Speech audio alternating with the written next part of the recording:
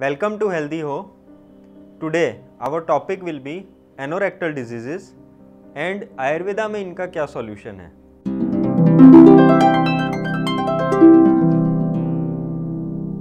Anorectal diseases में हम सब जानते हैं कई तरीके के डिजीजेज हैं, जैसे कि पाइल्स, जिसको बवासीर या भगंदर के नाम से भी जाना जाता है।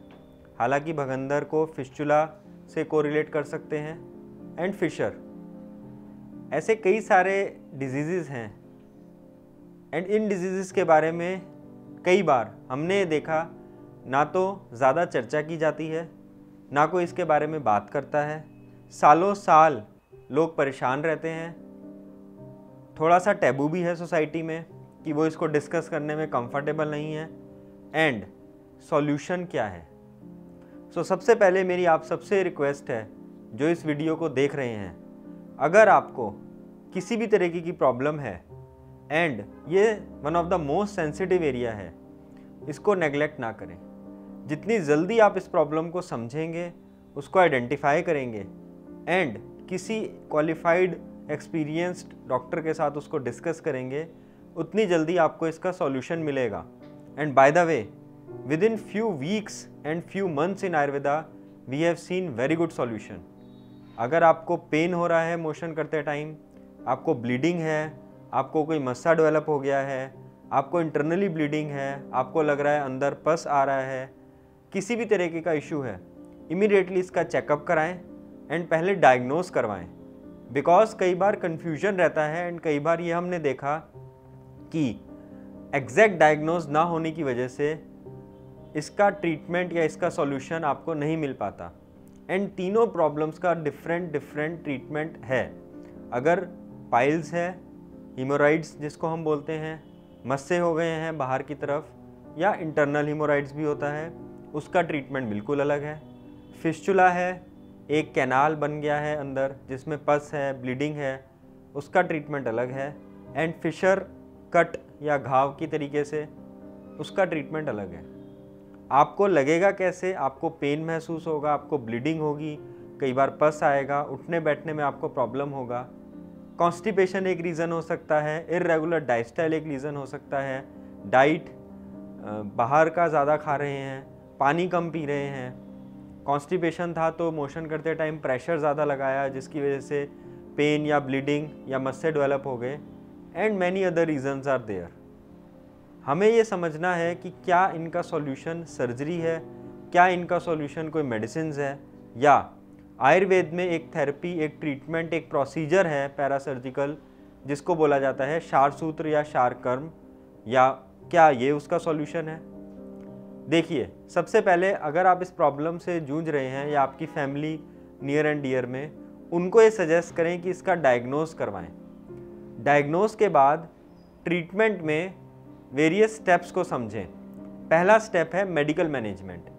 काफ़ी सारे डिजीज़ में हमने देखा, हमारे क्लिनिक में डे टू डे लाइफ में हम अपने आयुर्वेद के अगर सेगमेंट की बात करें तो maximum people are coming, and अभी तो फर्स्ट लाइन ऑफ ट्रीटमेंट के लिए दे आर कमिंग, बिकॉज उनको पता है कि इन प्रॉब्लम्स का सॉल्यूशन आयुर्वेद में ही है।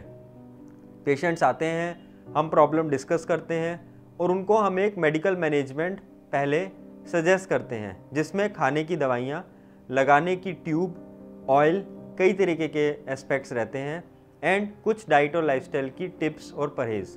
अगर वो इस ट्रीटमेंट को सब लोग अच्छे से फॉलो करें तो हमने देखा कि 2 to 3 months 4 months के अंदर अंदर काफ़ी केसेस में एक सिग्निफिकेंट लेवल पर हीलिंग या क्योर जिसको हम कह सकते हैं वो कम्प्लीटली मिला।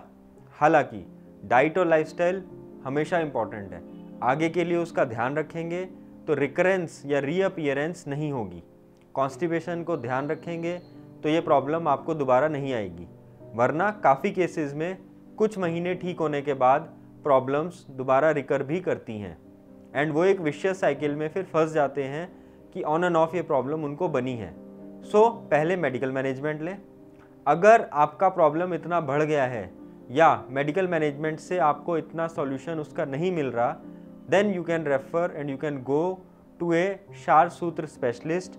जो लोग इसमें शारसूत्र कर रहे हैं, शारकर्म कर रहे हैं, एंड कई अदर प्रोसीजर्स हैं आयुर्वेद में, बेसिकली ये क्या होता है, ये एक मेडिकेटेड थ्रेड है, आप इसको ऐसे समझें, बिकॉज लोकल लेवल पर हीलिंग करने के लिए कई बार हमें ऐसे प्रोसीजर्स को करना पड़ता है जिससे वहीं पर जाके उसकी पर्टिकुलर साइट पे जहाँ पर वो घाव है, वो मस्सा है, वो कैनाल बना हुआ है, वहाँ पर मेडिसिन्स को हम डिलीवर करें एंड उस एरिया में मेडिसिन्स को होल्ड करवाएं सो दैट आपकी हीलिंग इंटरनली स्टार्ट हो जाए। सो वहाँ पर क्षार सूत्र या क्षार कर्म का एक बड़ा इफ़ेक्टिव मैनेजमेंट है।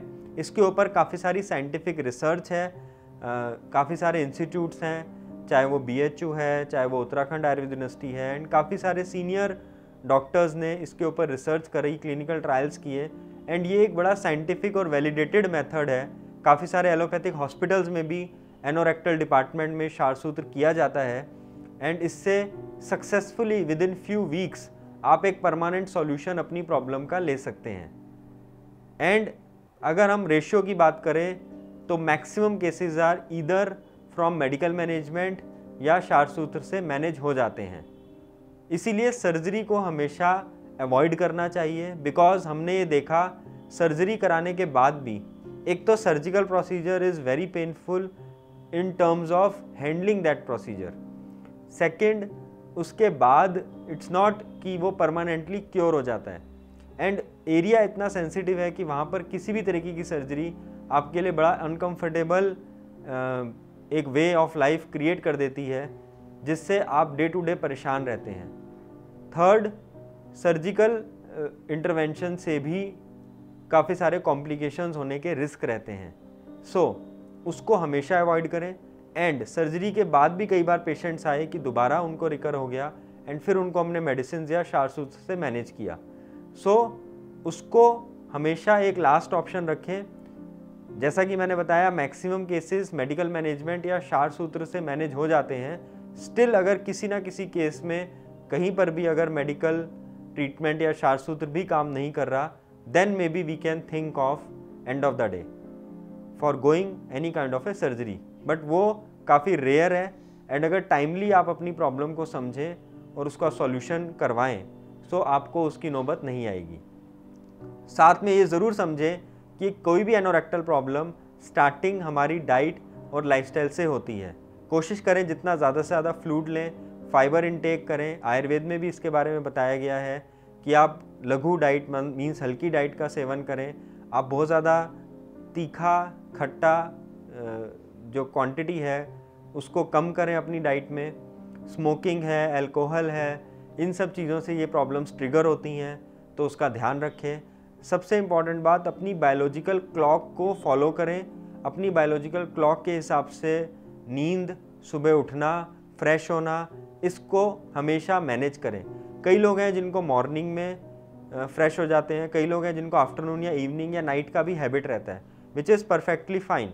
आपका जो बायोलॉजिकल क्लॉक है आप उसको समझो और उसको फॉलो करें, बिकॉज मैक्सिमम केसेस में हमने देखा कि कॉन्स्टिपेशन या एग्जैक्टली कॉन्स्टिपेशन नहीं है, लेकिन बायोलॉजिकल क्लॉक को अगर फॉलो नहीं करा तो वहाँ पर दिक्कत आती है। एंड दिनचर्या जो आयुर्वेद में भी बताया गया, इसके ऊपर नोबेल प्राइज़ भी मिला है कि जो हमारी बायोलॉजिकल क्लॉक है उसको समझने के लिए काफ़ी साइंटिस्ट को। सो दिनचर्या जो बहुत इम्पॉर्टेंट है। ऋतुचर्या, आप हमारा सीज़न वाला वीडियो ज़रूर देखें, हमने समर सीज़न के लिए उसके बारे में बताया है रिसेंटली। सो उसको ज़रूर फॉलो करें। एंड अगर हम इन सब चीज़ों को फॉलो करते हैं तो आप किसी भी एनोरेक्टल प्रॉब्लम को अवॉइड कर सकते हैं। एंड अगर वो हो गई है तो उसको एज सुन एज पॉसिबल अपनी बॉडी से हील या क्योर कर सकते हैं। Thank you.